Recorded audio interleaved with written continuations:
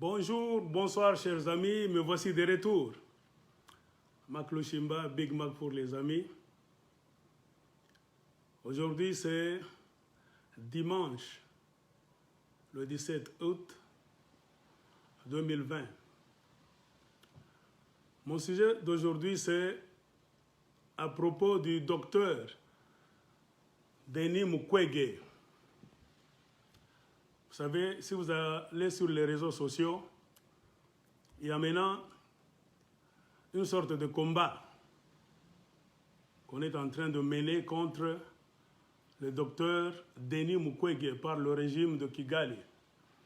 C'est pour cela que j'ai intitulé ma vidéo « Pourquoi le docteur Denis Mukwege inquiète le régime de Paul Kagame ?» Le régime nazi, le régime fantoche de Kigali. Pourquoi brusquement un Congolais, un docteur, une personne qui n'est pas armée, qui n'est pas général d'armée, qui n'a jamais trempé dans des tueries, pourquoi seulement quand il parle, parce qu'il a parlé, automatiquement à Kigali, il y a eu tollé. C'est de cela que je voudrais parler tout de suite. Pourquoi le docteur Denis Mukwege, notre fierté nationale, notre prix Nobel de la paix, pourquoi commence-t-il à inquiéter le régime fantoche de Kigali? Comme d'habitude, vous le savez, des Rwandais entrent au Congo et des Ougandais. Car selon eux, ils sont dans le territoire conquis. Et nous savons qu'ils ont déjà tué des millions et des millions de Congolais dans leur guerre, c'est-à-dire de dépeuplement du territoire congolais, la guerre de l'accaparement des terres des Congolais. Cette même guerre est en train de les servir à voler les richesses du Congo. Car le Rwanda, c'est un petit pays pauvre qui n'a rien. Alors, ils sont entrés dans des deals avec les Occidentaux pour faire ce qu'ils sont en train de faire au Congo. Ça fait une vingtaine d'années que le Rwanda et l'Ouganda entrent au Congo, directement ou bien par personne interposée, à travers d'autres milices. Ils ont tué beaucoup de Congolais. Ils contrôlent beaucoup de parties des terres des Congolais dans l'Est. Ils exploitent nos richesses. Le Rwanda n'a pas du coltan, quoi qu'on nous dise. Le Rwanda n'a pas de l'or. Mais comment se fait-il, Paul Kagame s'est construit des raffineries d'or et raffineries de coltan au Rwanda? C'est pour vous dire que selon eux, avec ses maîtres, c'est-à-dire Kagame, le régime Kagame avec ses maîtres, ils se sont déjà mis en tête qu'ils resteront au Congo pendant longtemps. Un Congolais doit savoir ça. Parce que quand on voit un peu la carte, il n'y a pas d'or au Rwanda, il n'y a pas de coltan au Rwanda. Mais brusquement, Kagame construit les raffineries, 2 raffineries d'or et de coltan. Comment est-ce que tu peux construire des raffineries pour travailler, fignoler une matière première dont tu n'as pas dans ton sous-sol? N'est-ce pas la sorcellerie? C'est-à-dire, ils savent ce qu'ils sont en train de faire. Pas seulement le Rwanda, il y a aussi l'Ouganda. Quand vous allez dans l'Est, ils ont même aménagé des routes pour pénétrer dans l'Est du Congo, tuer les gens, déplacer les Congolais, s'accaparer des richesses et les ramener au Rwanda ou bien en Ouganda. C'est ça. Ils ont fait toutes choses qu'ils pouvaient faire au Congo, toutes sortes de mal. Le mal qu'on peut s'imaginer a été fait au Congo. Mais aujourd'hui, curieusement, ils ont tué dernièrement des gens à Kipupu. Le docteur Mukwege a tweeté que, en tout cas, ça ne peut pas continuer comme ça. Il faut vraiment qu'on punisse ceux qui font ce mal-là. Et dans plusieurs de ses discours, de ses allocutions, le docteur Mukwege ne manque pas d'insister que, aussi longtemps qu'il n'y aura pas un tribunal international pour les crimes commis en République démocratique du Congo, un tribunal international pour se pencher sur le génocide du peuple congolais, il n'y aura jamais de paix au Congo. C'est-à-dire, il n'y aura jamais de paix véritable entre la République démocratique du Congo et le Rwanda de Kagame. Entre la République démocratique du Congo et l'Ouganda de Museveni. C'est ce que nous devons nous mettre en tête. Il y a eu des troubles au Rwanda en 1994. Il y a la version officielle qu'on nous montre, nous tous. Mais quand vous allez dans les recherches, vous allez voir que ce qu'on nous a toujours raconté, ça fait maintenant 25 ans. Ce n'est pas la vraie version. C'est la version concoctée par les impérialistes qui ont poussé Kagame dans une aventure que s'il fallait que Kagame lui-même, avec un petit groupe de tous, puisse faire ça, il ne pouvait pas réussir.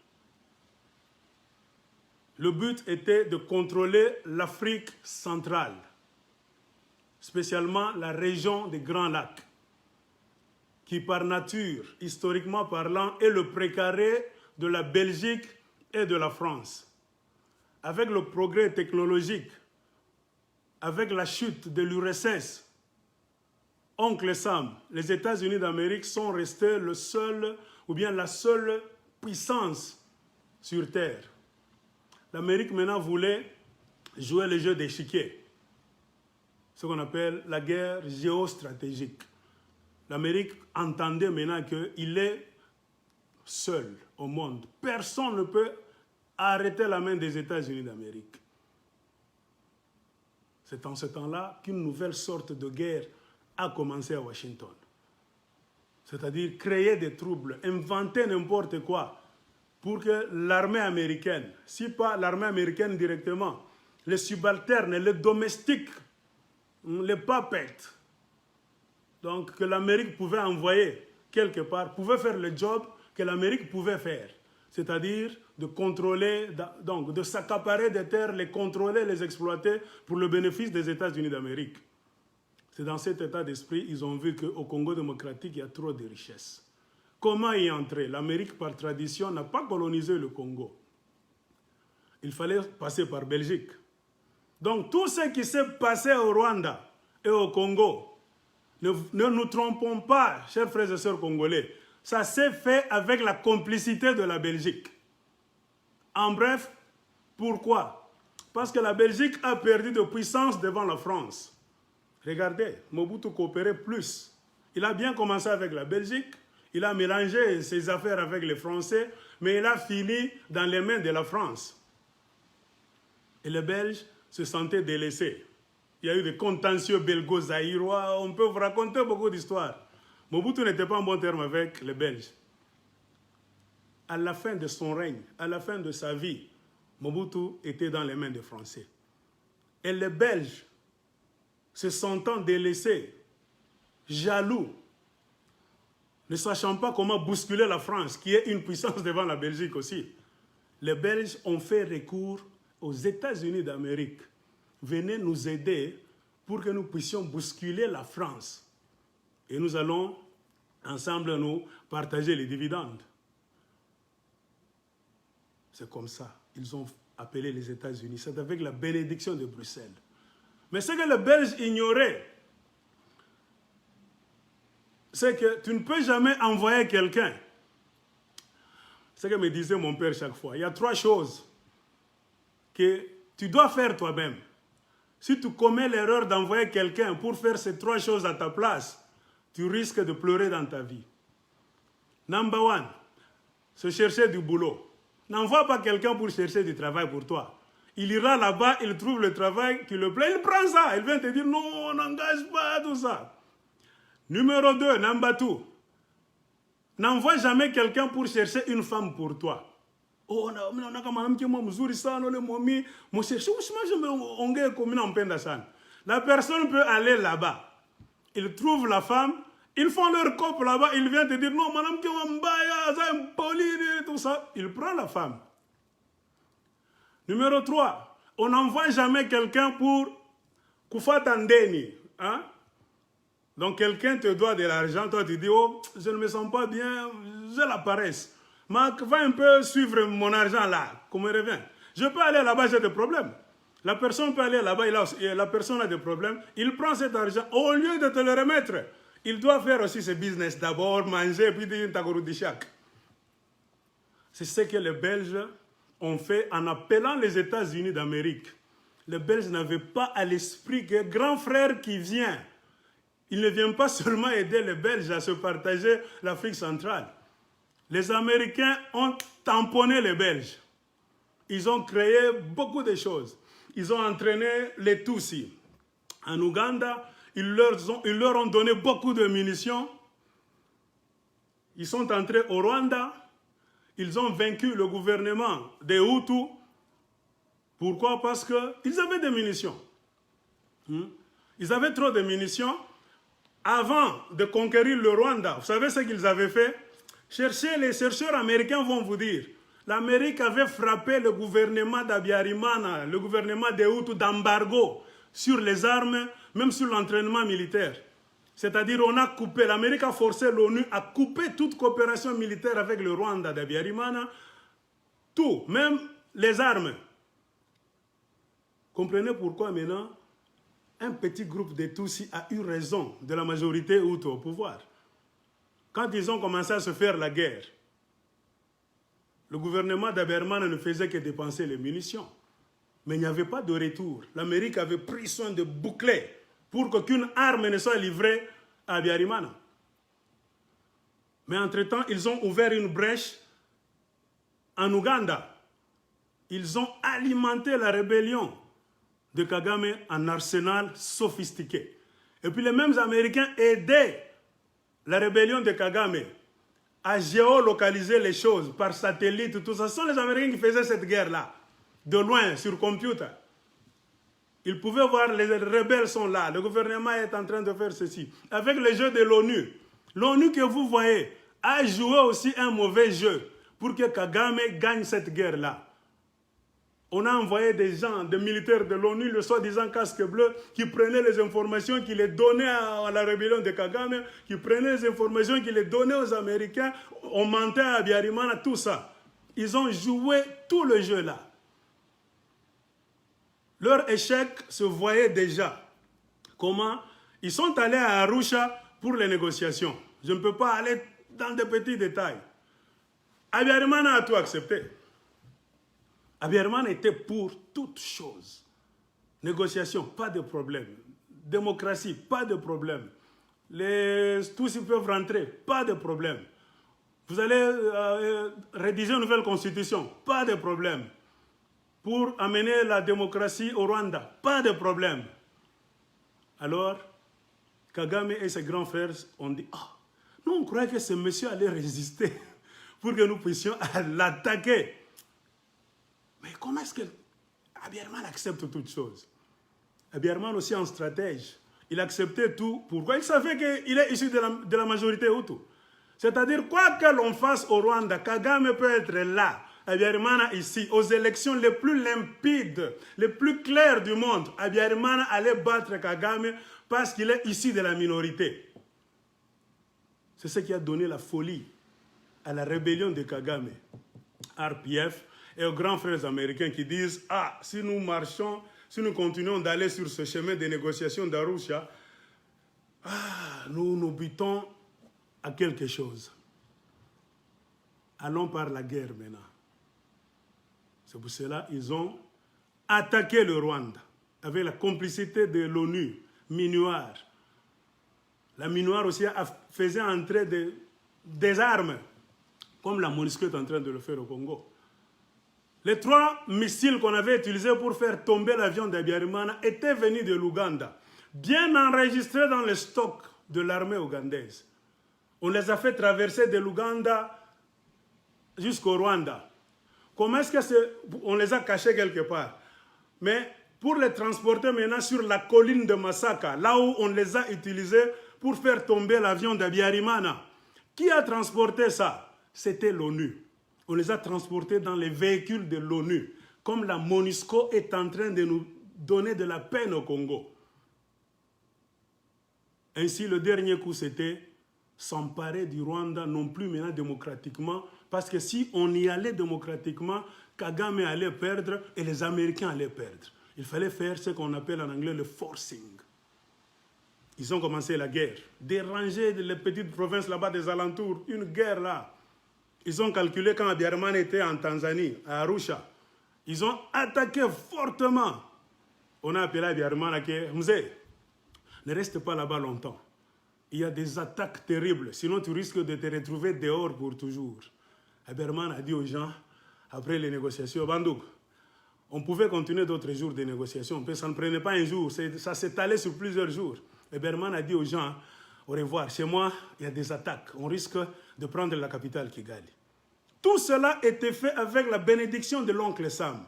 C'est-à-dire, Umchokoze, tu attaquer ça, il va venir. Quand il sera maintenant en l'air, nous sommes prêts avec nos missiles.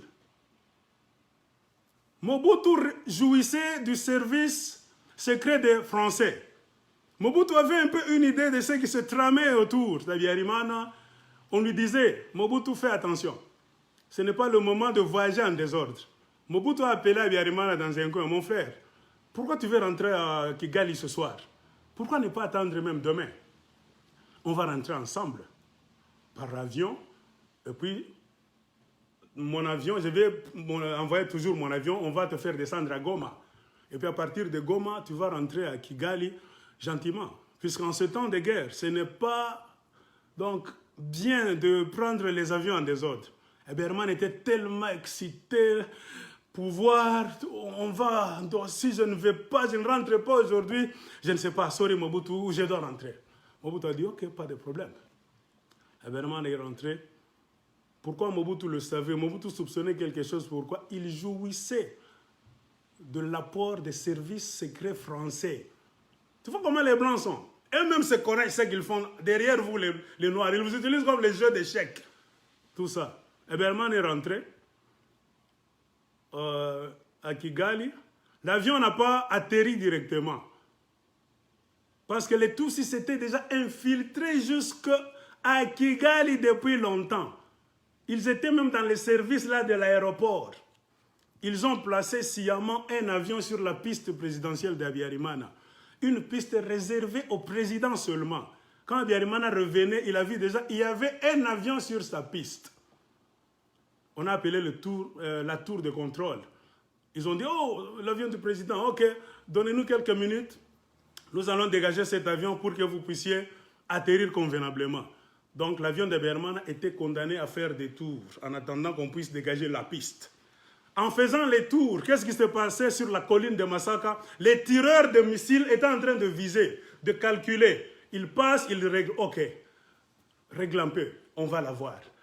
Allez, tour de contrôle. Dis encore au pilote de faire encore un autre tour. Donc, pour qu'ils puissent ajuster leurs missiles. Non, non, non, ne descends pas. Pilote, attends un peu de patience. L'avion a fait encore un autre tour. Jusqu'à ce que le monsieur qui était caché sur la colline de Masaka était maintenant sûr que cette fois-ci, il va savoir qui nous sommes. On a dit maintenant à l'avion présidentiel, tu peux atterrir maintenant. Quand l'avion commençait à atterrir, tu vois, ce n'était plus haut, ça commençait à atterrir. Les gens qui étaient avec les missiles étaient maintenant... L'avion du président Abiyarimana était dans leur trajectoire. Ils ont shooté. 1, 2, l'avion tombait sur la présidence. À l'intérieur, il y avait le président Hutu Burundais qui était là. Abiyarimana s'est cassé la mâchoire. Donc c'était dégueulasse. Et quand ça a eu lieu, les militaires de Kagame étaient déjà au Rwanda, à l'intérieur, à Kigali. Qu'on ne vous trompe pas qu'il y a eu tout ça. Non. Ils étaient là. La guerre a commencé. Les FPR de Kagame étaient déjà infiltrés sur toute l'étendue du territoire rwandais. Ils ont commencé la guerre cette même nuit-là à Kigali. Donc les militaires gouvernementaux d'Abiyarimana et les rebelles de Kagame qui sont sortis de nulle part. Ils ont commencé à se battre toute la nuit pour prendre la présidence. Mais il s'est fait que les militaires gouvernementaux étaient forts. Ils ont repoussé, donc vous imaginez, de 20h30 quelques, quand on a tiré sur l'avion de Abiyarimana, jusqu'à plus ou moins 5h du matin, on ne faisait que se battre autour de la présidence. Mais quand on vient nous raconter aujourd'hui que les Tutsis sont venus de l'extérieur, les Kagame sont venus de l'extérieur, ils ont rencontré les Hutus en train de tuer les Tutsis, ils sont venus finir le génocide. C'est faux. La guerre a commencé autour de la présidence. Les militaires de Feu Abiyarimana étaient très forts. Ils ont repoussé. Alors ils ont commencé à se battre tous les jours. On a téléphoné les États-Unis d'Amérique, on a informé la Belgique, la France, l'ONU.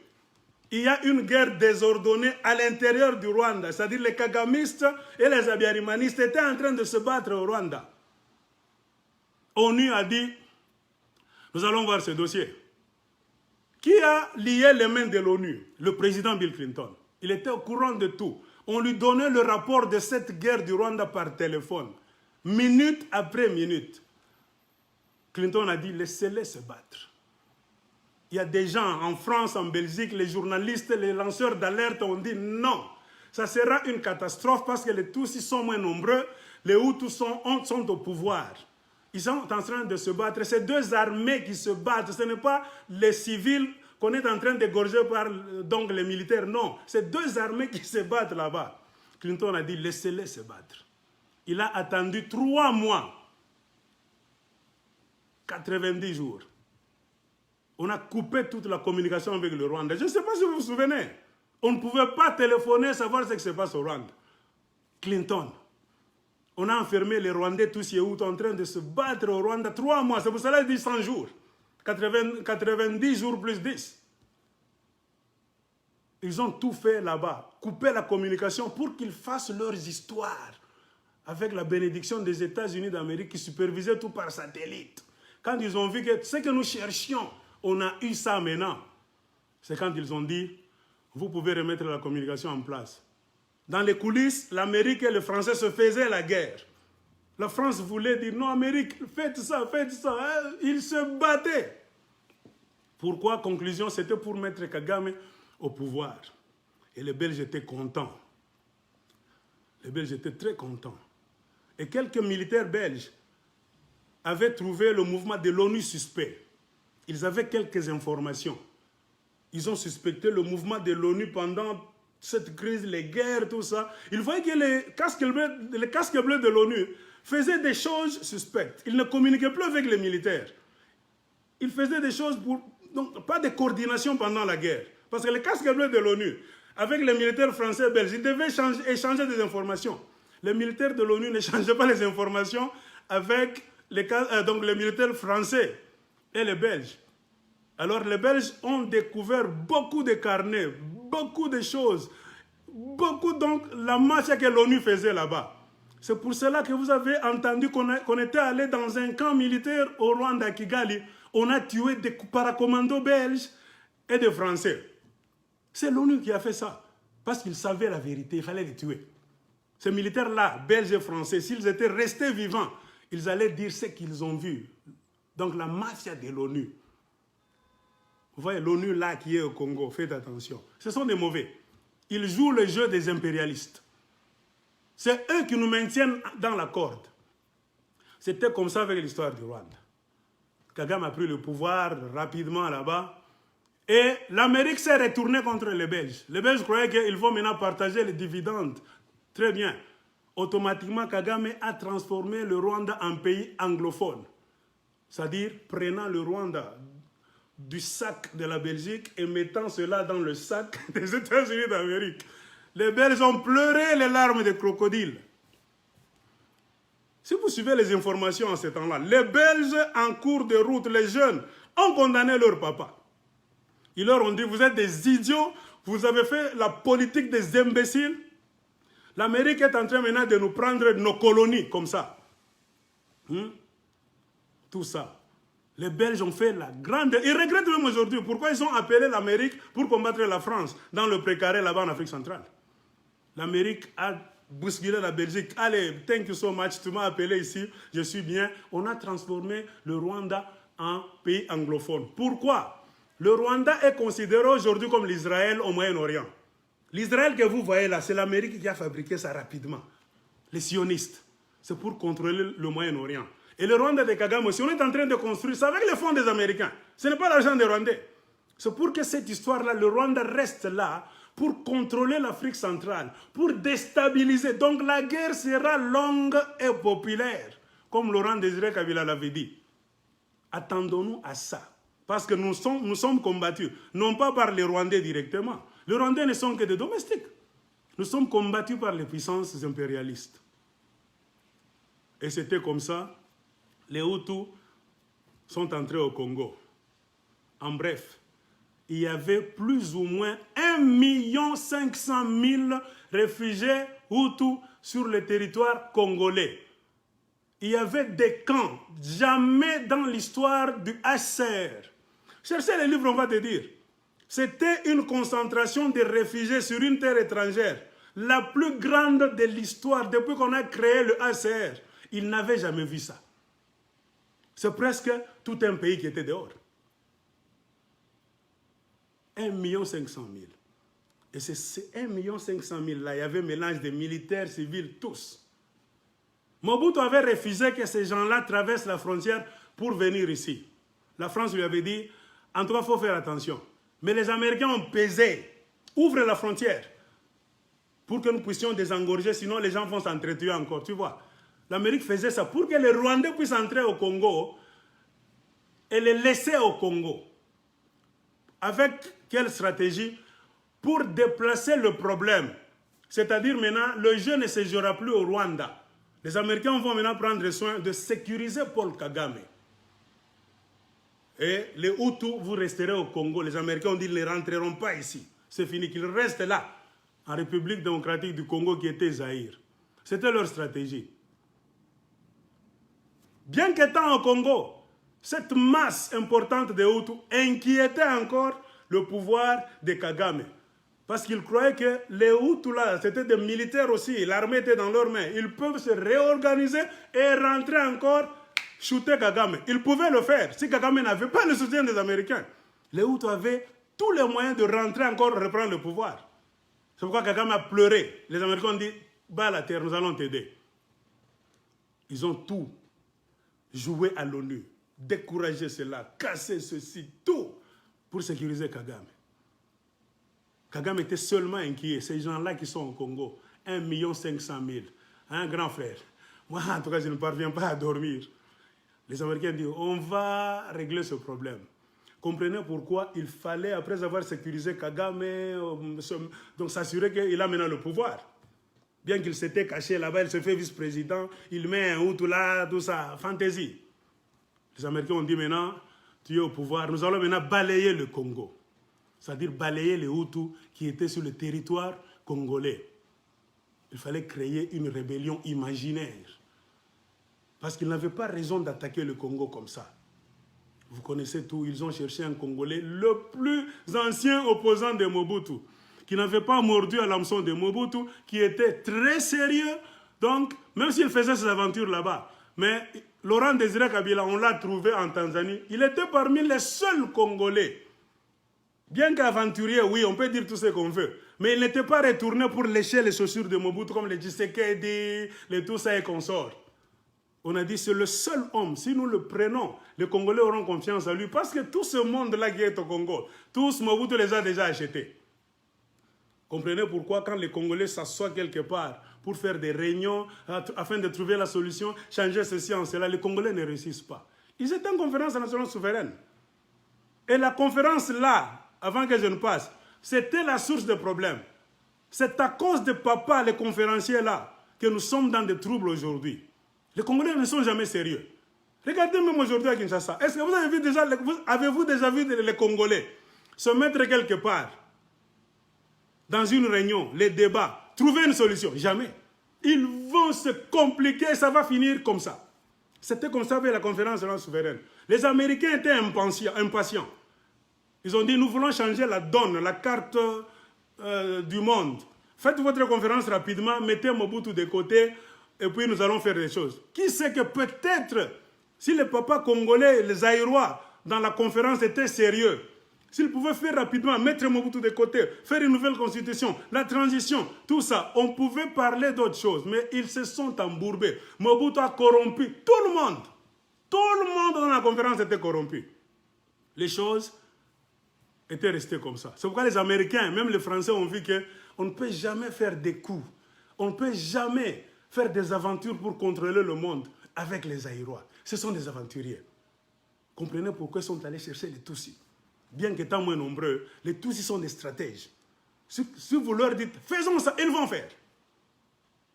Pourquoi? Chap, c'est le jeu de la rapidité. Les Congolais sont des, en tout cas, diaboliques là. S'ils se mettent là, même à Kinshasa, regardez. Ce qui est en train de se passer au Congo aujourd'hui. Les Congolais ne trouvent jamais des solutions. Ils vont s'embourber comme ça. Vous resterez dans ce Congo-là. Même 10 ans, il n'y aura rien de changé. Il y aura toujours de crise en crise en crise. C'est ça la nature des politiciens congolais. C'est pour ça que les Américains même ont dit, un pays riche, on pouvait utiliser les Zaïrois ou bien les Congolais pour contrôler la région des Grands Lacs. Parce que c'est nous, c'est chez nous qu'il y a tout. Mais parce qu'on n'a pas de politiciens qui raisonnent. Les Américains ont vu que nous allons être en retard. C'était un jeu de rapidité.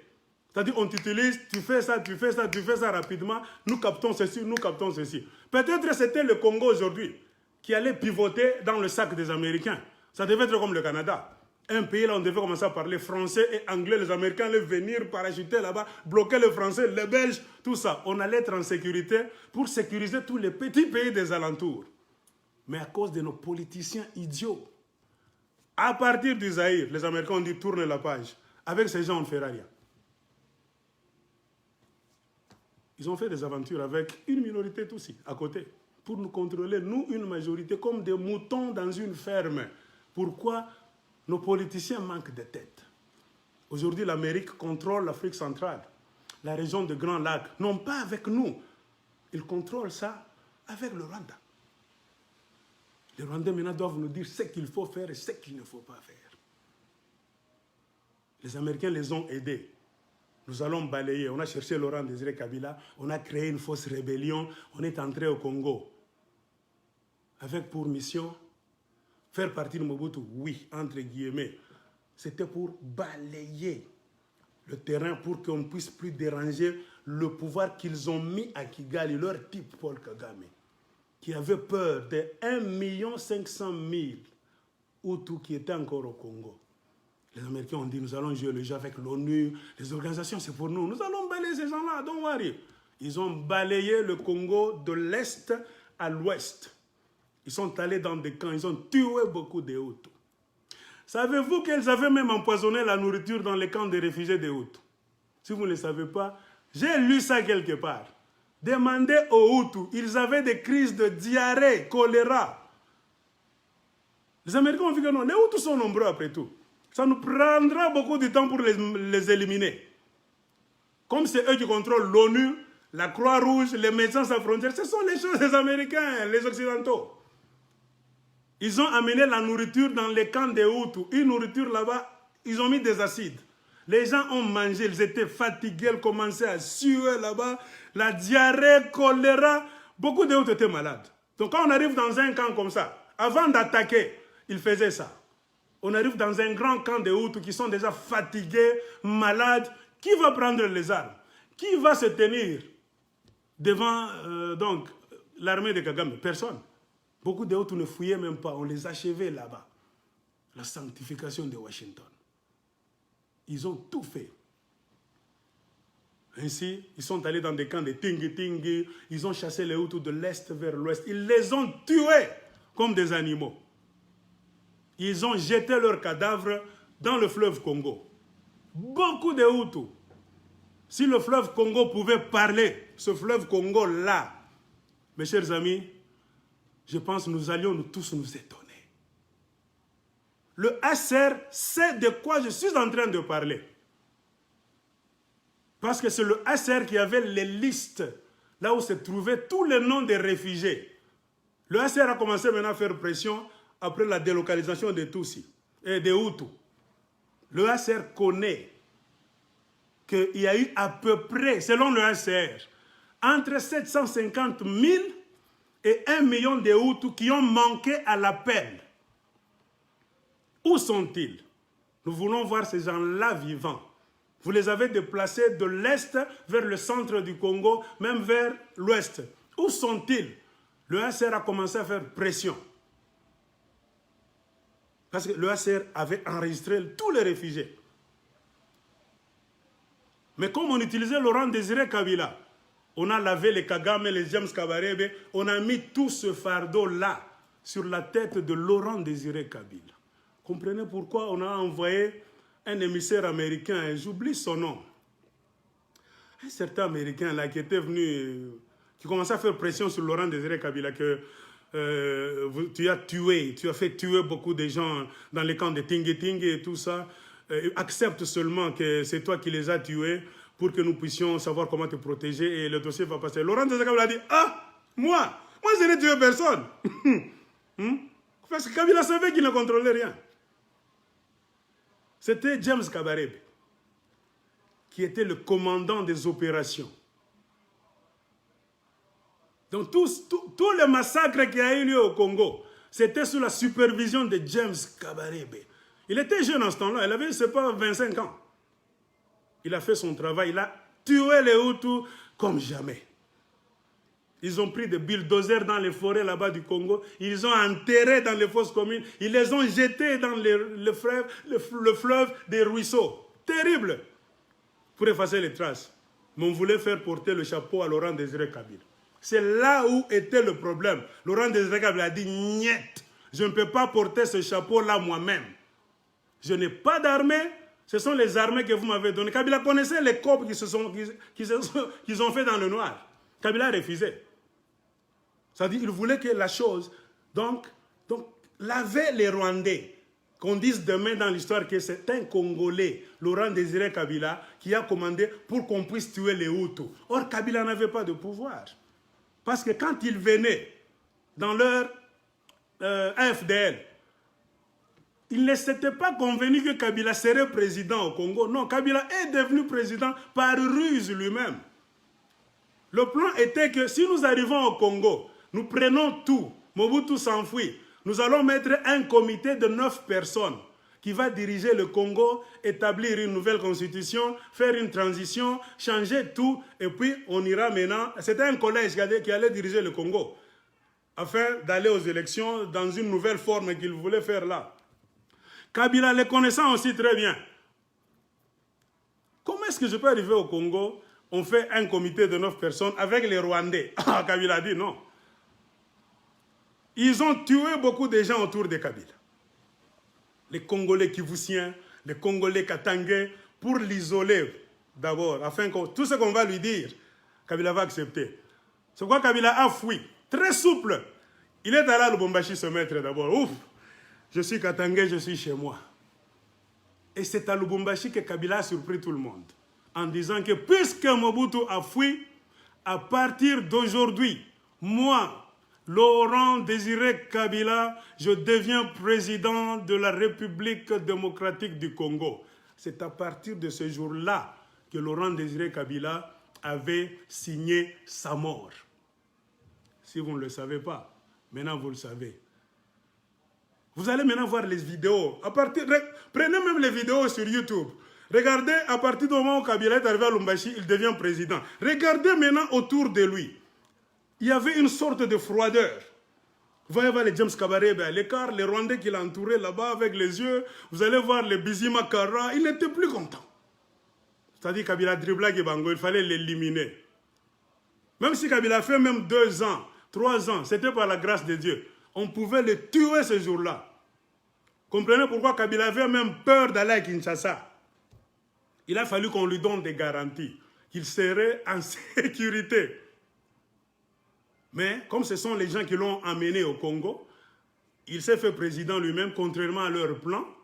Alors, faisons avec, c'est comme ça. Ils avaient peur, pourquoi Kabila était à l'intérieur. Kabila a attendu ce moment-là, parce qu'il a Lubumbashi, c'est à l'intérieur du Congo.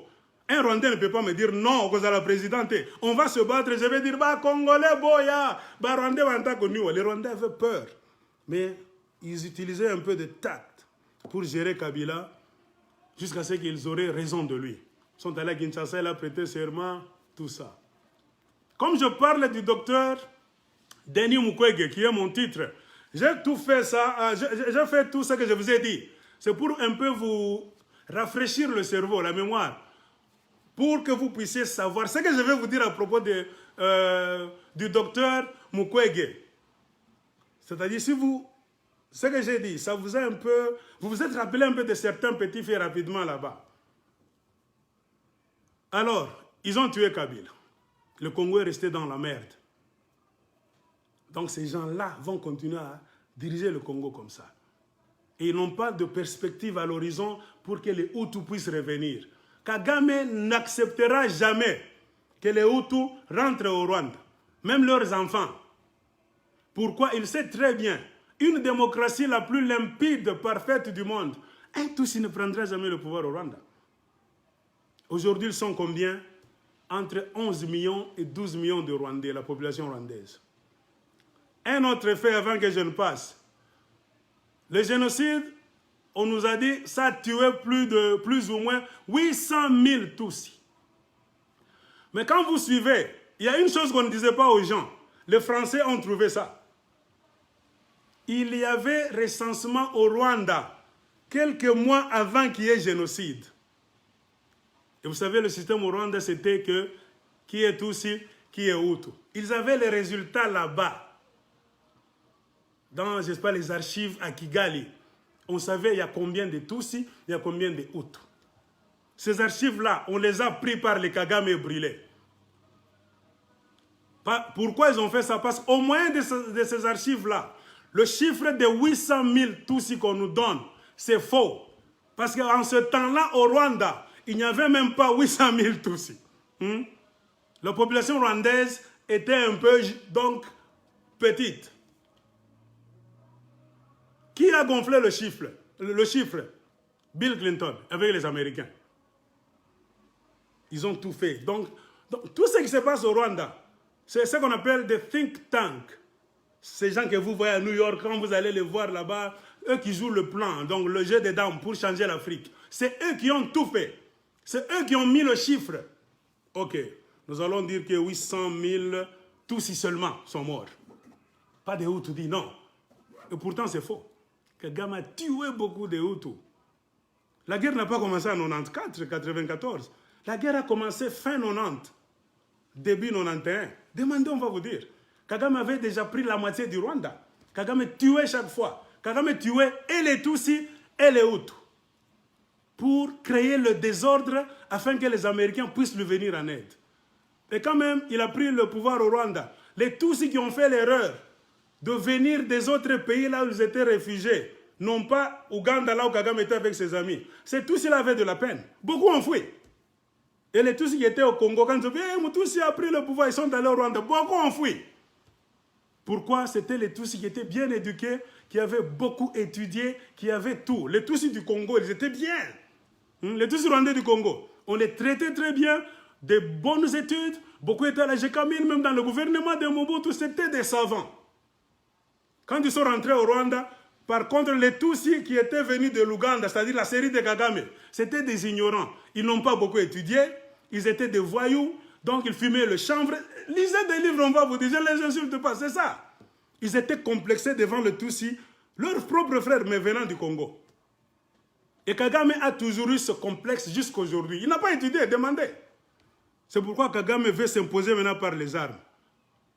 Tout Tutsi qui a étudié, tu viens avec des hauts doctorats, PhD, Kagame ne va pas te supporter. C'est-à-dire tu vas le contrôler. Comprenez pourquoi il tue beaucoup de Tutsis. Même le parent de la jeune fille qui est allée aux élections, hein, c'est Rugera. Diane Rwigara. Kagame a tué son père. Un Tutsi de chez lui. Pourquoi il l'a tué? Ce papa-là a aidé Kagame dans beaucoup de choses. Beaucoup d'argent. Un multimillionnaire. Il a aidé le FPR de Kagame. Il a aidé Kagame personnellement. Mais Kagame voulait le contrôler. Ce papa l'a dit non, moi je suis indépendant, j'ai trouvé mon argent d'une autre manière, je suis millionnaire de ma part. Kagame voulait l'incorporer dans le système de Kagame. Ça, c'est une autre vidéo que je ferai prochainement pour vous dire que, entre parenthèses, c'est ça la vidéo que je ferai, je ne sais pas quand. Tout ce que vous voyez au Rwanda, Kagame appelle des investisseurs qui viennent construire, faire tout au Rwanda. C'est Kagame qui contrôle tout dans une très grande société qu'on appelle Crystal Venture.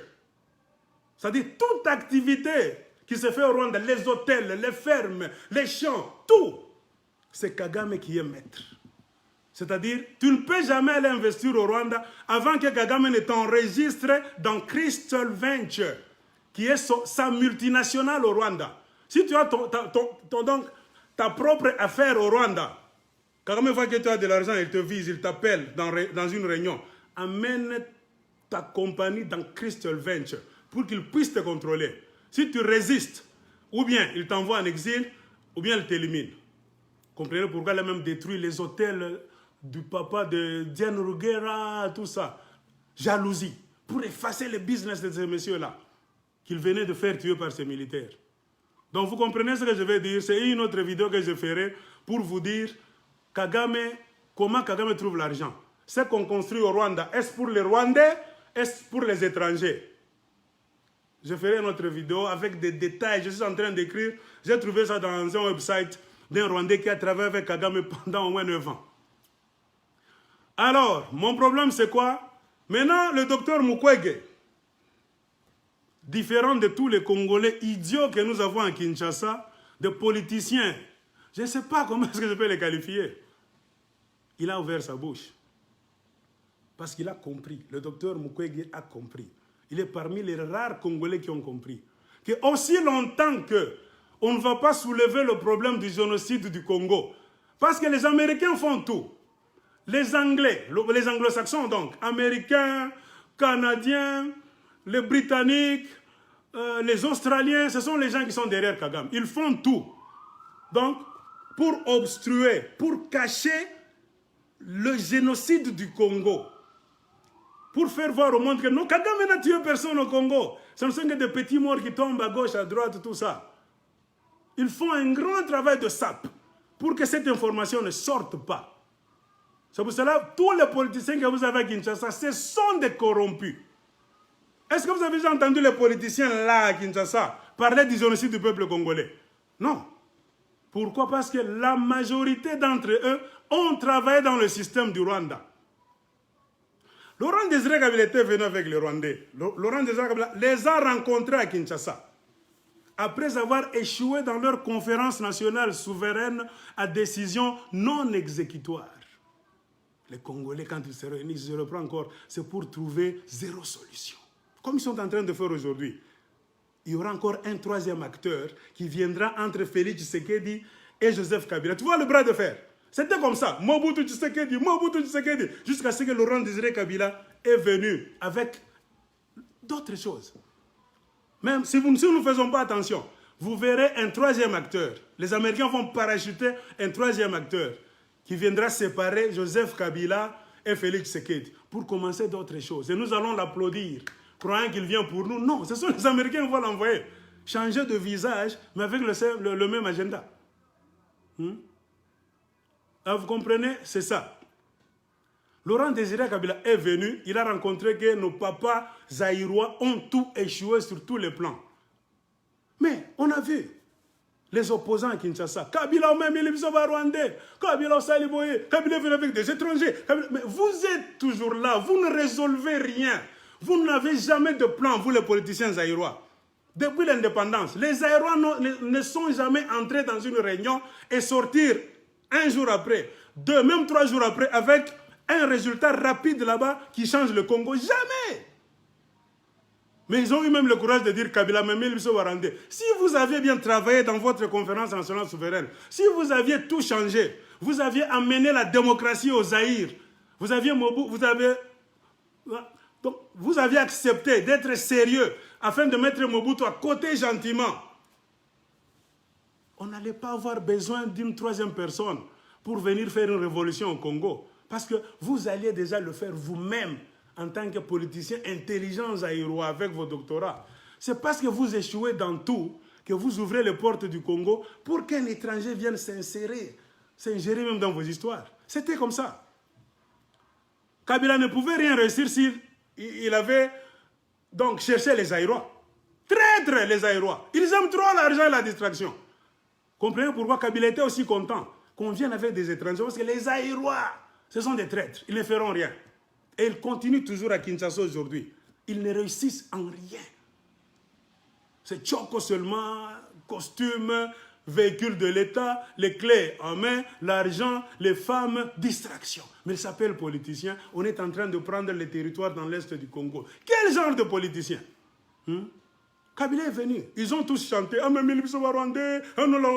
tout ça. Mais quelques mois après, les mêmes gens qui condamnaient Laurent Désiré Kabila sont tous allés au Rwanda. Sont tous allés au Rwanda chez Kagame s'agenouiller. Etienne Tshisekedi était allé au Rwanda. Jean-Pierre Bemba s'est retrouvé dans les mains de Museveni. Tout ce monde-là, tous ces Congolais-là. Moi, je ne peux pas dire Kabila, Rwandais, tu as fait une erreur et je prends l'avion, je descends à Kigali pour chercher, m'ingénier devant Kagame pour qu'il fasse de moi un rebelle. Qu'est-ce que vous faites, les Congolais? Mais ils n'ont même pas honte. Ils ne se sont jamais reprochés de rien. Kabila a cherché les Rwandais à midi pour changer le Congo. Parce que vous avez essayé de le changer vous-même. Kabila a cherché, il n'a même pas cherché. Ça, c'est mentir. Ce sont les Rwandais et les Ougandais qui ont cherché Kabila pour faire leur mission au Congo. Ils voulaient faire d'une pierre deux coups. Chasser Mobutu et occuper le Congo. Mais Kabila aussi avait dit, ok, allons, moi je vais vous montrer que je suis ninja. Comprenez pourquoi il y a tout ce désordre au Congo. Tout ce monde qui est allé au Rwanda, en Ouganda, ce sont maintenant les gens qui sont au pouvoir aujourd'hui. Ils ont trempé dans des tueries, dans des massacres, et même dans le génocide du peuple congolais. Ils ont volé beaucoup de richesses. Tous sont riches. C'est eux qui ont accepté, qui sont reconnaissants auprès des Rwandais et des Ougandais. Pourquoi? Ce sont les Rwandais qui leur avaient donné des armes pour faire le RCD, CNDP, M23. Les Congolais, ils sont allés chercher secours au Rwanda et en Ouganda après avoir dit que Laurent Désiré Kabila a mis le Rwandais. Tu dis comme ça et demain tu prends l'avion pour aller chez le même Paul Kagame pour devenir son rebelle. Et il y a honte parfois. Comprenez maintenant, avec ce désordre d'aujourd'hui, ce sont ces gens-là qui sont allés chez Kagame chercher du secours chez Museveni, qui ont aussi tué beaucoup de Congolais, qui ont pillé aussi le Congo. C'est eux qui sont au pouvoir à Kinshasa aujourd'hui. Comprenez pourquoi? C'est eux le blocage. Les Lambert Mende, Joseph Kabila, Azarias Rubero, qui est rwandais, pas congolais. Mais quand Azarias Rubero vous dit qu'il est congolais, vous acceptez, moi je ris. J'étais né au Congo. Mes chers amis, un petit exemple. Tu viens au Canada, tu mets ton enfant au monde au Canada. Il parle le français, je ne sais pas l'anglais. Tu rentres avec quelques mots de Swahili. Tu rentres avec lui au Congo. Le Swahili de l'enfant du Canada. Tu vas sentir ça. Que ça c'est un Swahili de l'Europe, hein, ou bien de l'Amérique. Le Swahili d'un homme mis au monde au Congo, qui grandit au Congo, vous allez savoir. Même entre nous. Le Swahili du Katanga et le Swahili du Kivu. Quand nous nous rencontrons comme ça, nous savons. Le Kivusien saura directement que Mak ni Katangé et on a seulement ma Swahili à chi, Turienda, Bukari, nini, tout ça. Nous aussi, quand nous le voyons, nous disons, oh, quoi, Kivu, Nilienda, Niliona, Nilisema, Jama, non. Nous connaissons nous tous. Mais quand Azarias Rubero est en train de parler son français là-bas, est-ce que ça ressemble au français des Congolais?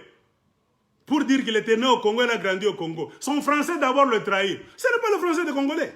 Azarias, Moïse Nyarugabo, leur français, ce n'est pas le français des Congolais. Moi, j'ai étudié à la Gécamine avec des enfants des Rwandais. Je peux même citer leur nom. On était avec des Zoli là-bas, je peux citer le nom. Donc, ils naissent au Congo. Leur papa avait fui la crise toujours du Rwanda. Je suis entré à l'école primaire avec les enfants des Rwandais qu'on venait de déposer au Congo. Leurs papas ont commencé à travailler à l'Éjécamine. Ces enfants-là, nés au Congo, grandis avec nous, ils parlent notre Swahili. S'ils sont au Katanga, Swahili du Katanga. S'ils sont au Kivu, Swahili du Kivu. Ils ont nos manières. Donc, ils mangent notre nourriture. Nous avons les mêmes manières, mais il est rwandais. Parfois, quand il retourne au Rwanda, on va dire, ah, ça c'est un Congolais. Mais regardez Azarias Ruberwa. Qu'est-ce qui est en lui qui montre que ce monsieur-là est né au Congo? Un Rwandais tout fait, mais c'est pas ces gens-là n'ont pas honte de mentir. C'est pour cela que, quand le génocide a commencé, il y a l'éditeur de la revue Time. Cherchez même online, entrez online. Donc la grande revue des États-Unis, Time, qui a souvent la couverture rouge. On y met souvent les événements de l'année, l'homme de l'année, l'événement de l'année. On a mis la catastrophe du Rwanda sur la page avant. Qu'est-ce que l'éditeur a écrit? Quand il a vu ce qui s'est passé au Rwanda, donc le carnage, il a écrit que je pense que l'enfer s'est vidé de tous ces démons. Pour l'instant, tous les démons sont au Rwanda. Les gens sont comme les Azarias Ruberwa, les Moïse Nyaruga. Ce sont des démons. Le diable est là pour mentir. Ces gens-là, c'est leur culture. Ils n'ont pas honte de mentir. Azarias, tu le regardes comme ça. Est-ce qu'il y a un Congolais? Hein, mon frère, dis la vérité. Est-ce que toi, il va te dire, non, Congolais, un menteur tout fait. C'est leur culture. Ou Bwenge. Un Congolais, tu peux l'avoir facilement. Un Congolais peut te mentir aujourd'hui. Demain, il se contredit en parlant. Un Rwandais, quand il ment éternellement. Azarias, là où il est, il sait bien qu'il n'est pas Congolais. Moïse Narugabo sait très bien qu'il n'est pas Congolais. Ils ont seulement créé l'histoire là de Banyamulenge. Tout était calculé. Tout était prévu sur des papiers par les Américains. Même quand les Banyamulenge ouvrent la bouche là-bas, les Américains ont tout calculé. Nous allons créer une nouvelle tribu au Congo qui sera quoi? La source de discorde pour que le désordre ne finisse pas. Leur plan, c'est quoi? Pour que le Congo reste dans des conflits éternels. Et ces conflits-là vont permettre aux Américains de faire tuer les Congolais, de voler les richesses. Parce que si ces richesses du Congo-là, on pouvait les acheter, le Congo allait devenir l'un des pays les plus puissants et les plus riches du monde. Or, dans leur plan, il faut les prendre à $0, gratuitement. Gratuitement. Donc faites attention avec ces Azarias Ruberwa, Moïse Nyarugabo. Ce sont des Rwandais. C'est leur culture de mentir. Ce sont les fils du diable. Le diable vient pour mentir, détruire et tuer. C'est ce que la Bible dit. C'est ça. Regardez ce qu'ils font. Azarias, tu peux les regarder comme ça. Il n'a même pas honte. Il dit, je suis Congolais. Il sait qu'il ment. Ah, vraiment, le diable a des incarnations sur la terre.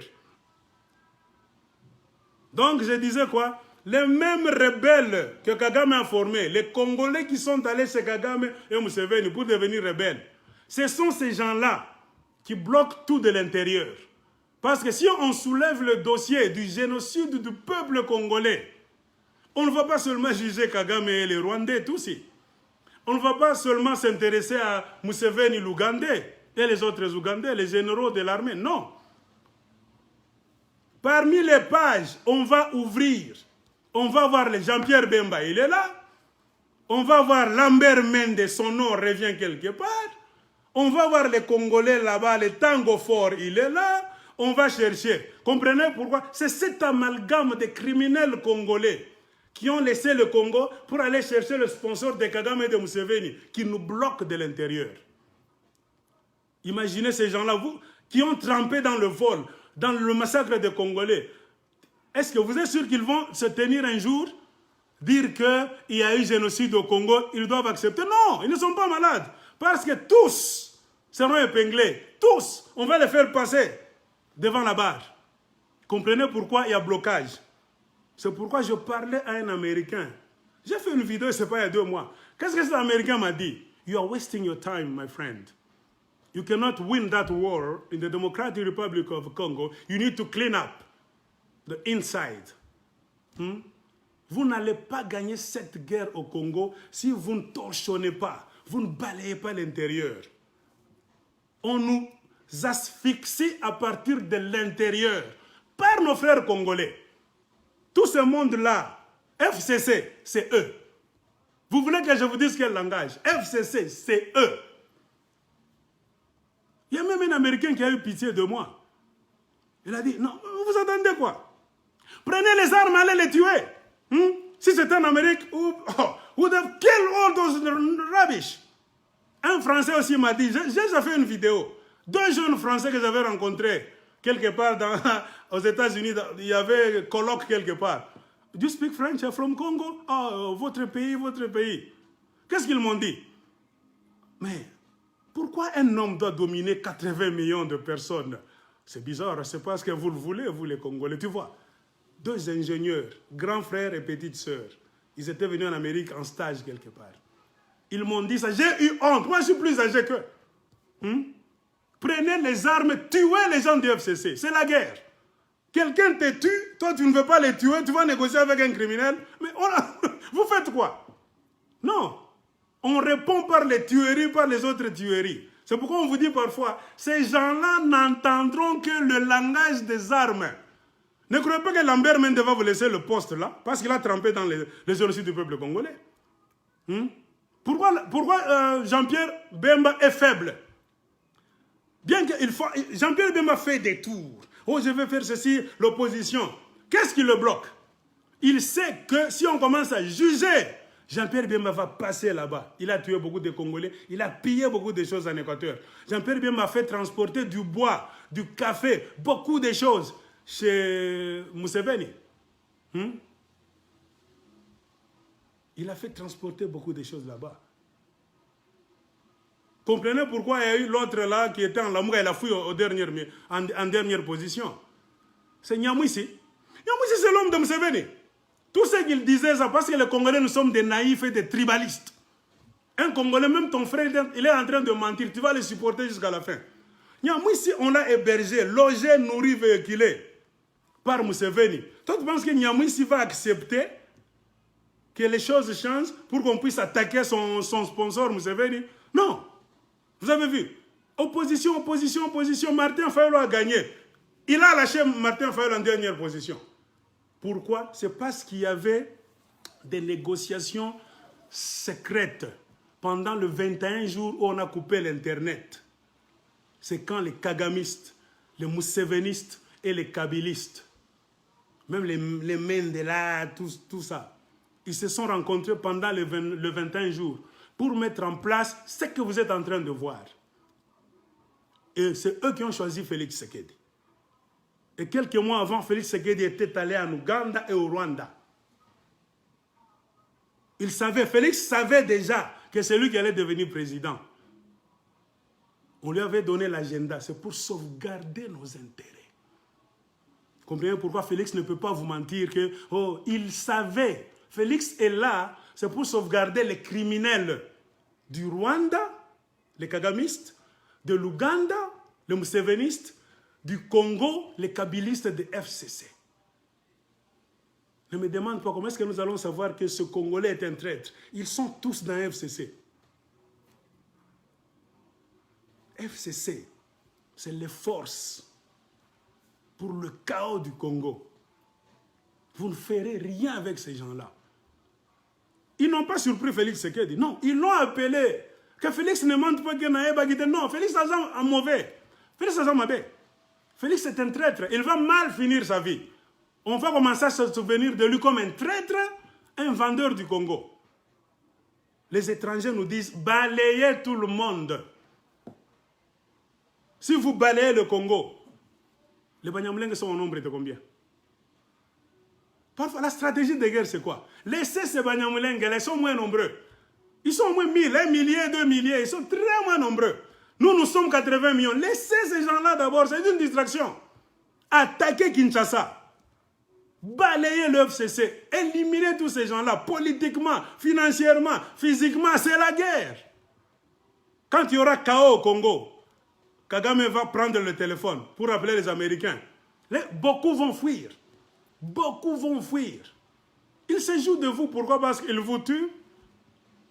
Tout ce qu'on fait dans l'Est, c'est le FCC. Ils ont le numéro de téléphone. Je ne vous informe rien. Vous le savez. Tout Congolais le sait. Tout Congolais honnête le sait. Je ne suis pas en train de vous apprendre quoi que ce soit. Comprenez pourquoi? Ils n'ont jamais ouvert leur gueule, leur bouche, pour parler du génocide du peuple congolais, pour parler des massacres du peuple congolais. Pourquoi ils font partie du système? C'est-à-dire, si on pointe Kagame, Museveni, Joseph Kabila, c'est tout le monde. FCC, ils vont passer à la barre. L'ennemi est à l'intérieur du Congo.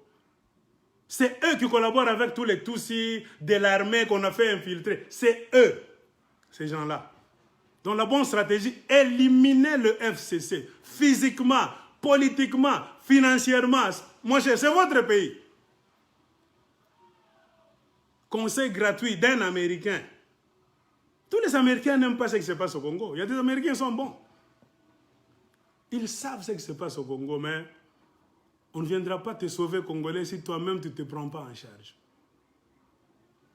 Je disais, comprenez pourquoi ces gens-là n'ont jamais parlé du génocide du peuple congolais. Félix Tshisekedi est venu les servir. Après avoir fait le tour du Rwanda, Ouganda, il est revenu s'asseoir. Félix savait déjà que toute la magouille, tout le théâtre qu'on est en train de faire là-bas, Félix savait très bien, c'était leur homme. Qui l'a amené là-bas? C'est Vital Kamerhe. C'est Vital Kamerhe qui a amené Félix dans la magouille là-bas. Donc si vous comptez sur Vital Kamerhe, vous ne foutrez rien. Très mabé, vrai traître, un vrai kagamiste ce garçon-là. Je sais que les Bâches vont dire, ouais, vous n'avez pas de leader. Cherchez quelqu'un d'autre. Vital Kamerhe a amené Félix Tshisekedi dans le bourbier. C'est pour cela qu'on ne peut pas l'arrêter. Tout ce qu'on est en train de faire, c'est du théâtre. Il est en prison, mais on continue à lui payer son argent, son salaire. Son salaire sort toujours. C'est la naïveté des Congolais. On sait qu'il dit Congolais, il faut que Bila. Ni théâtre, bien enfin. Il veut réaliser quelque chose et ils tourneront la page. C'est novelas. Vous allez dire, Vital n'est pas arrêté. Hein? C'est un théâtre. Laisse tes cheveux blanchir, laisse pousser ta barbe masta. Hein? Hein? Sa femme là, la femme de Vital, touche l'argent. Elle touche le salaire comme auparavant. Alors comprenez dans quel blocage se trouvent les Congolais. Le mal est avec nous. On fait des bruits là-bas, nous pointons les Rwandais, oui. La stratégie de guerre, c'est éliminer le mal qui est au Congo d'abord.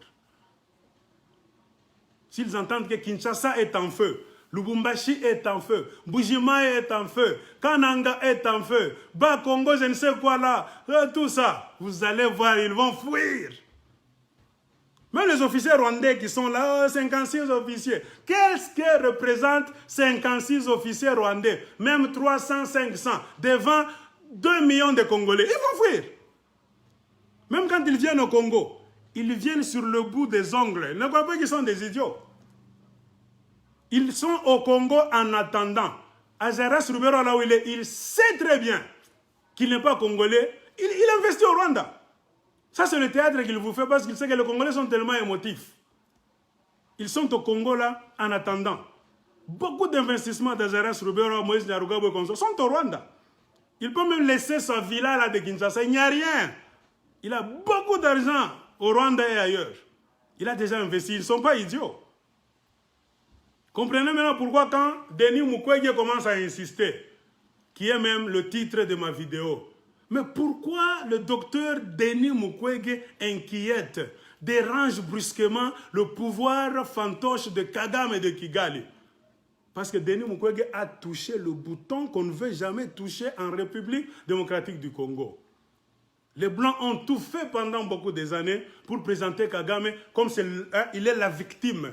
Il vient de la tribu, de l'ethnie des victimes. C'est-à-dire Kagame, eux ne font que se défendre contre les Hutus et les Congolais sont des mauvais. C'est-à-dire, eux ont le droit de se défendre. Ils ont appelé beaucoup de Rwandais, les injecter au Congo pour se faire Banyamulenge. Le théâtre. C'est la mission, le plan, le projet du chaos au Congo. Mukwege a dit, il n'y aura jamais de paix véritable entre la République démocratique du Congo et le Rwanda de Kagame. Si il n'y a pas l'instauration d'un tribunal international pour le génocide du peuple congolais, pour les crimes du Congo. Aussi longtemps qu'il tue, vous ne les touchez pas. Aussi longtemps que vous les Congolais, vous ne direz jamais à Kagame, sérieusement, que tu es assassin, c'est toi qui nous tues. On n'écoute pas la voix d'un Congolais de la rue. On prend au sérieux la parole d'un monsieur du gouvernement. Nous voulons que ce que le docteur Mukwege a dit, si le Congo avait des politiciens avec la tête d'un homme, pas la tête des animaux que nous voyons à Kinshasa, ils allaient dire. Donc le discours de Mukwege n'allait pas venir de lui, ça allait venir du gouvernement. Un homme du gouvernement allait lire solennellement un message. Nous avons l'intention d'améliorer les relations entre le Rwanda et la République démocratique du Congo. Pourquoi pas avec l'Ouganda aussi? Parce qu'il n'y a jamais eu d'ennemis éternels dans ce monde. Mais avant de le faire, les Congolais sont disposés. Mais il faut qu'il y ait d'abord restauration de la vérité. Il faut qu'il y ait donc la mise en place du tribunal international pour juger les crimes, le génocide qui a eu lieu, qui est en train même d'avoir lieu au Congo, du gouvernement. Si ces gens-là vous aiment, poussez.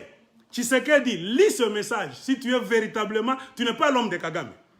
Si Félix Tshisekedi, tu n'es pas l'homme de Museveni, lis ce message pour voir ce qu'on va te faire. Le FCC, si vous servez les Congolais, lisez ce message là, au Parlement. Si vous servez les Congolais, c'est le message dont nous avons besoin aujourd'hui. Mukwege a touché le bouton qu'il ne fallait pas toucher. Mukwege n'a pas cité le nom de James Kabarebe. Oh, Balobakana Lingala, Abouaki. Abouaki quoi? Les Kinois disent il a jeté une pierre dans l'obscurité. Hein? Abouaki Libanga na Molili. Mais, curieusement, au Rwanda, James Kabarebe a commencé à parler. Ah, Mukwege n'a pas cité le nom de James Kabarebe. Mukwege insiste pour qu'on puisse mettre en place un tribunal pour juger les crimes du Congo. Un point, un trait. Mais curieusement, James Kabarebe commence à parler, il appelle les journalistes. Mukwege, c'est un docteur qu'on est en train d'utiliser par les perdants, les organisations de mafia des malheureux qui ont perdu la guerre en Afrique centrale et tout ça. Non, Mukwege ne combat pas pour les Burundais et les Rwandais pour que tu dises qu'il a perdu la guerre. Non. Si c'est les Hutus qui ont perdu la guerre contre vous, ça c'est votre problème. Et le problème que nous avons au Congo, ce n'est pas notre problème. C'est un problème rwando-rwandais. Le problème des Tutsis et des Hutus qu'on a transféré sur le territoire congolais pour nous déranger.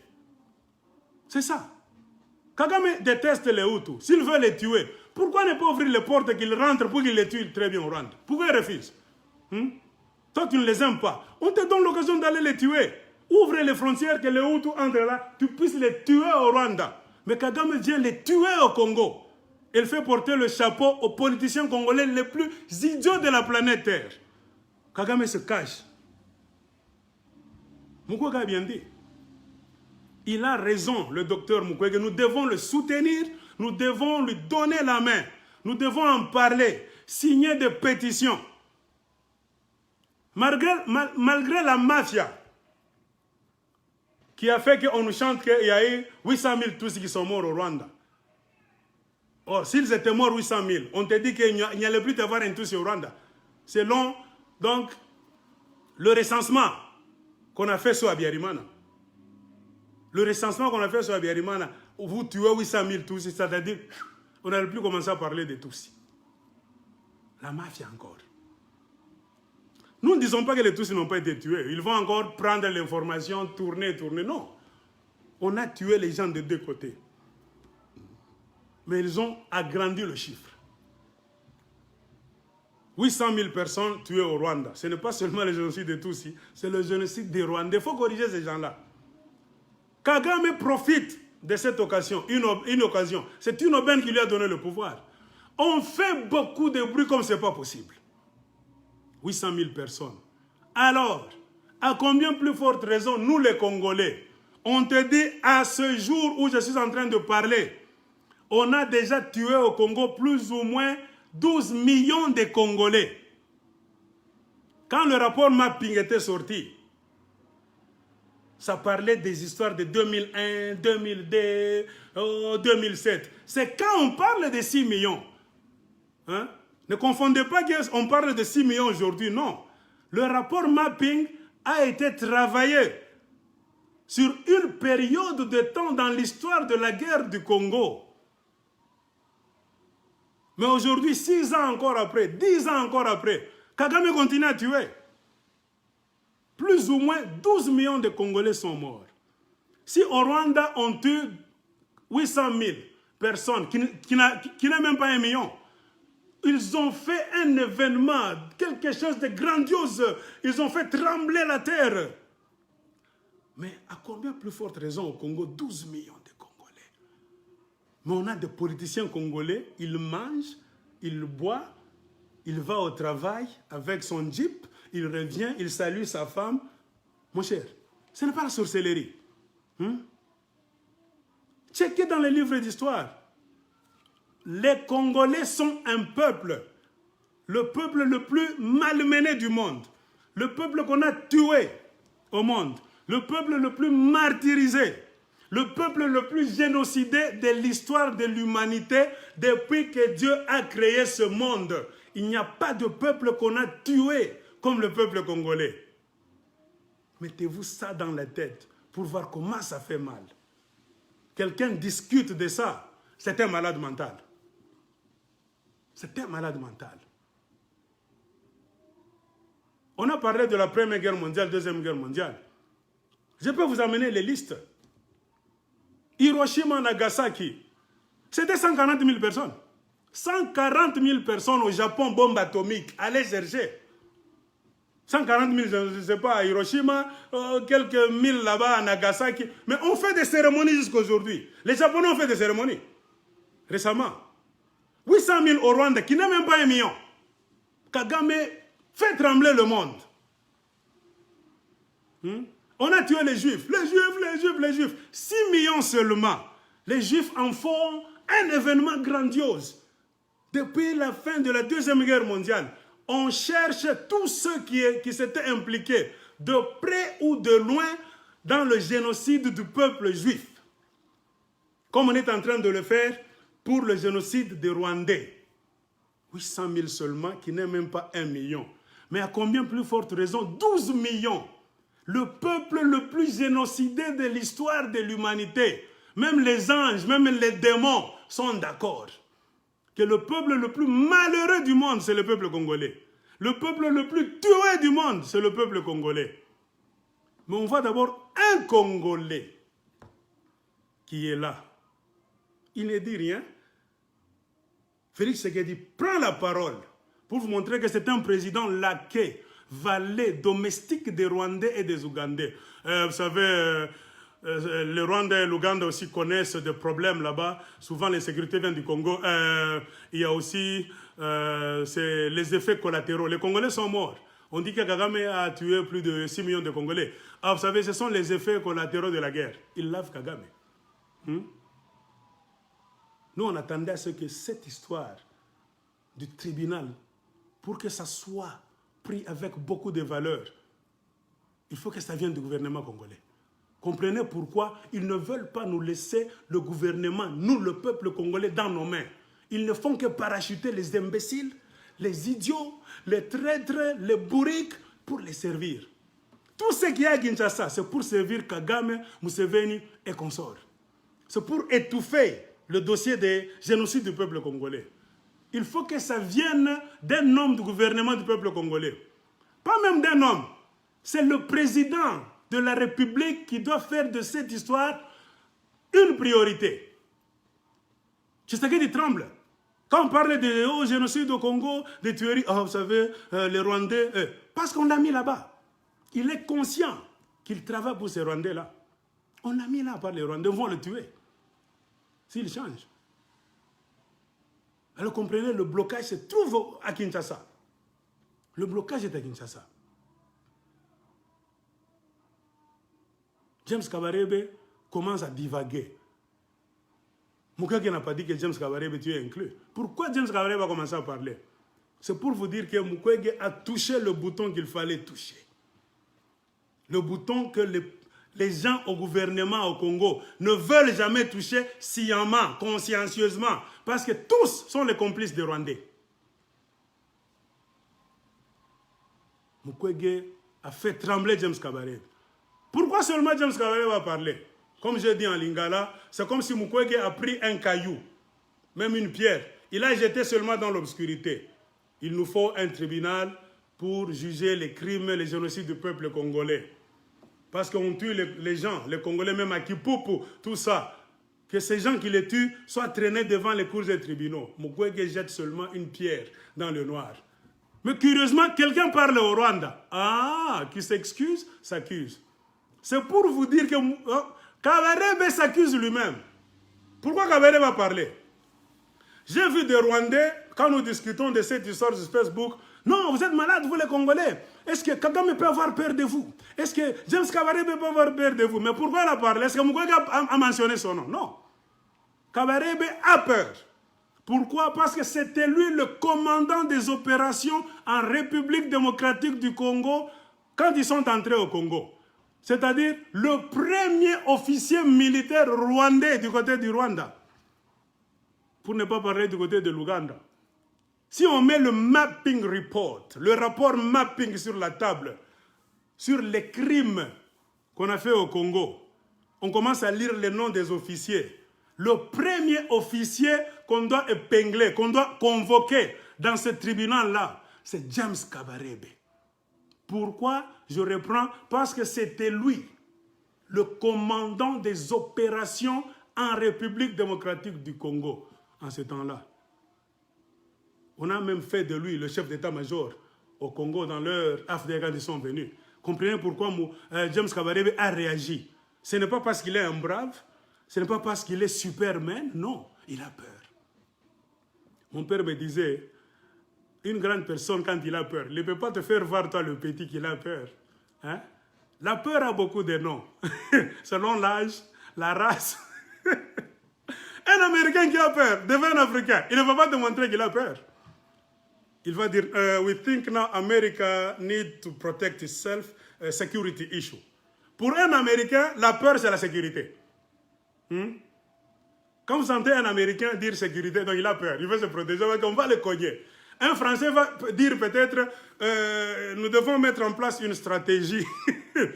Le mot peur peut être utilisé comme stratégie, sécurité, tactique, plan, mesure de précaution, tout ça.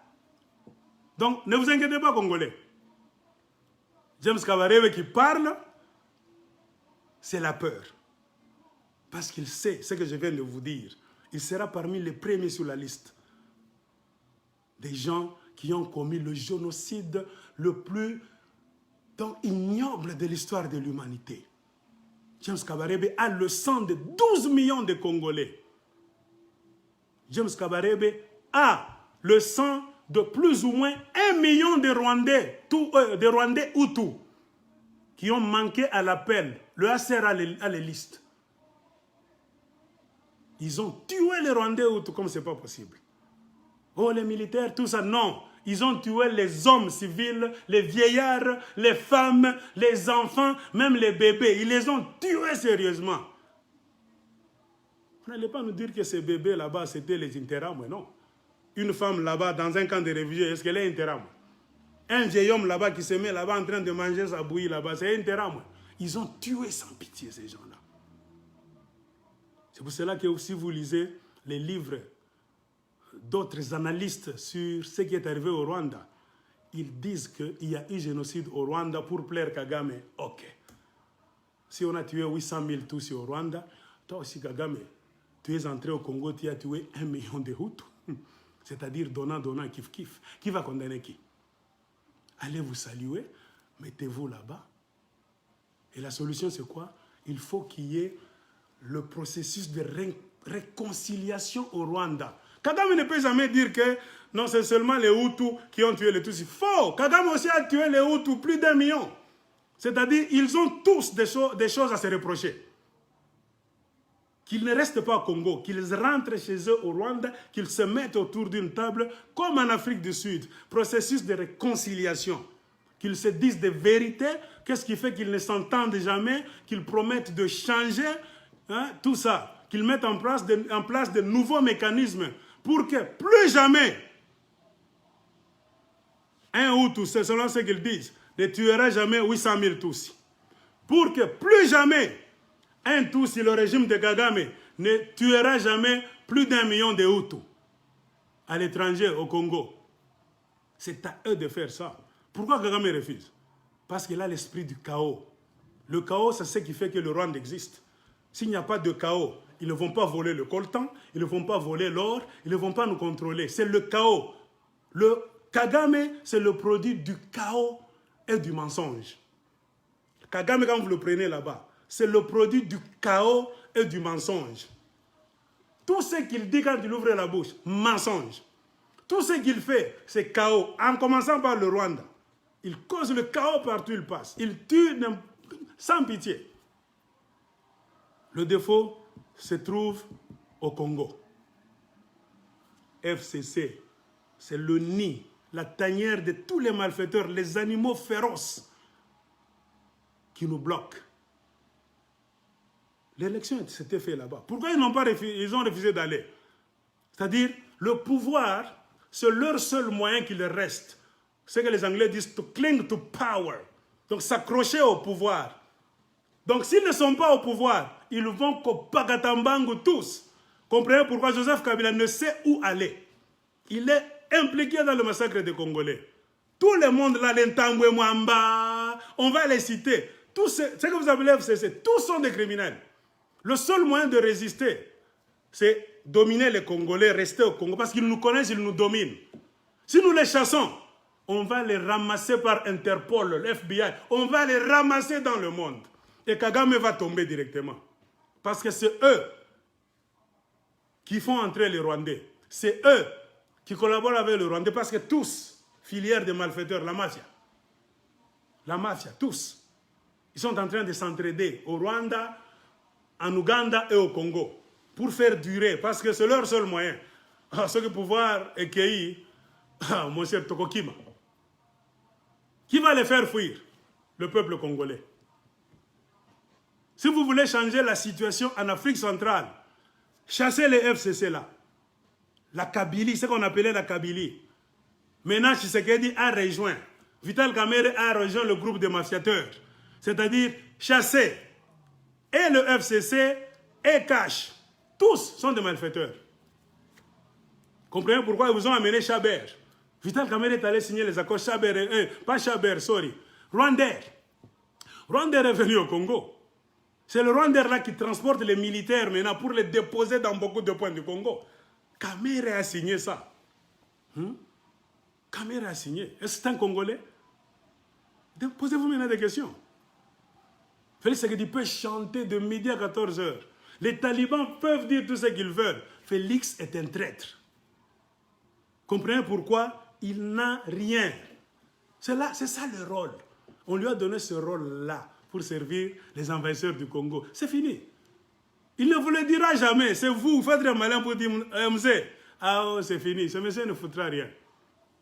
On ne le fera jamais partir. Tout ce qu'ils font sur le théâtre, c'est le théâtre, parce qu'ils savent que les Congolais sont des idiots. Les Congolais sont amorphes, voilà. Un Congolais, tu le voles comme ça. Hein? Tu entres dans sa maison, tu voles. Tu sors comme ça. Il vient, il commence à te voir, tu commences à mentir. Hey, hey, maman, Naza malade. Congolais va te laisser. Non, Naza malade, hôpital. Tu arrives là-bas, tu fouilles. C'est ce qu'ils sont en train de nous faire. Donc, soutenons le docteur Mukwege. Insistons sur le sujet qui est le génocide du peuple congolais, qui est l'œuvre des Rwandais kagamistes, des Ougandais moussévénistes et des Congolais FCC Cash. Tous maintenant sont là. Nous avons du grand travail. Supportons Mukwege. Appuyons sur le bouton du génocide du peuple congolais. C'est ce qu'on ne veut jamais entendre parler. C'est la compétition. Sur leur génocide de 800 000 personnes, ils en font un fonds de commerce. Maintenant, quand nous allons montrer notre génocide aux yeux du monde, on va dire, ah, Kagame! Comprenez pourquoi Kagame tremble. Comprenez pourquoi James Kabarebe a sué. Il a invité même les médias pour dire, non, non, c'est un mensonge.